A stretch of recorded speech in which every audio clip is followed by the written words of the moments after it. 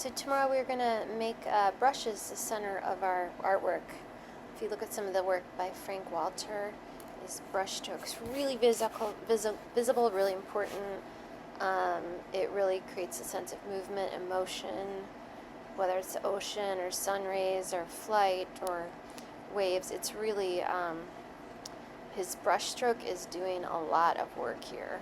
Also, Hans Wigert, who also, look at how visible, look at this one, how important the brush strokes are.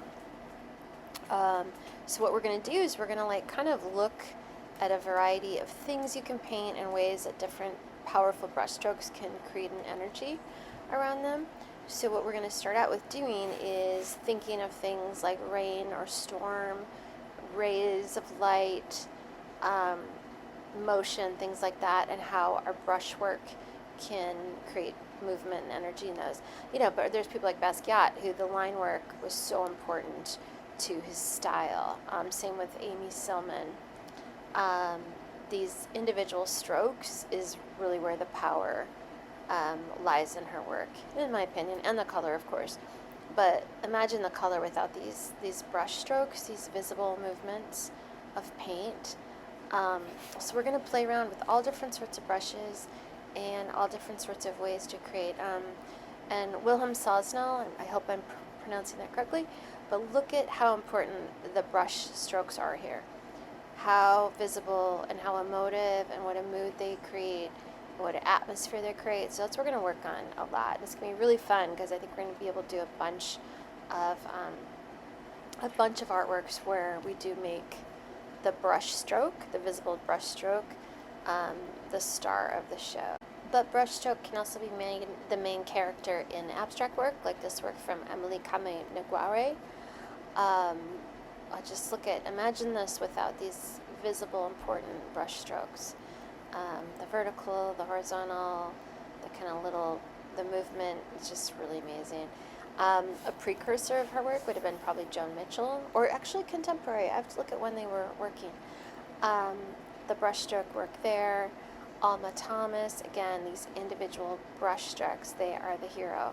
So you might be more interested in working on, rather than like a representational world, where the brush strokes create the energy and the atmosphere and the movement, maybe you're going to focus on working on abstract, like this Brice Marden. And we'll talk about, we won't just talk about brushstroke. Obviously, these works are as much about color. All the works are, but we'll figure that out. But you are going to be playing with a bunch of brushes.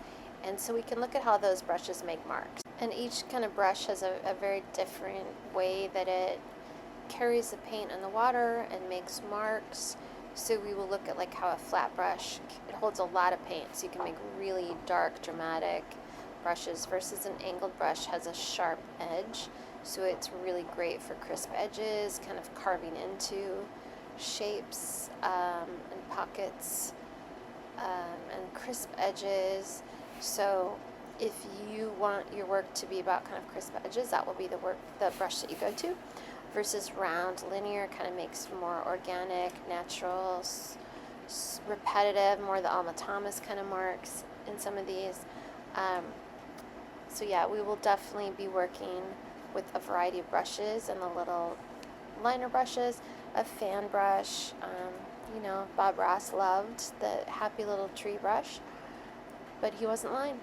So palette knives you can experiment with also, and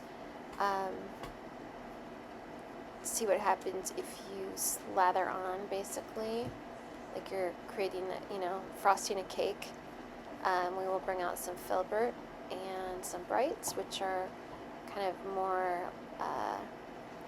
I like to use them for more expressive kind of mark making like this. It again holds a lot of paint and has a more interesting kind of edge to them. They're a little more floppy, so you kind of lose control a little bit than if it was a more stiff brush.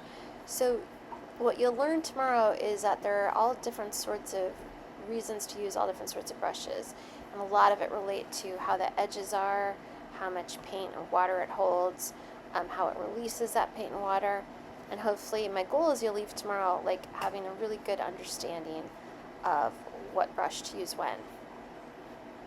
That's sad, to be honest. I use the same brushes all the time. I use an angled and one of these, in this image, a flat, because I like one brush that is kind of allows me to be more loose and free and deposit paint kind of expressively, and then I like another brush that comes in and does a little bit of the cleanup.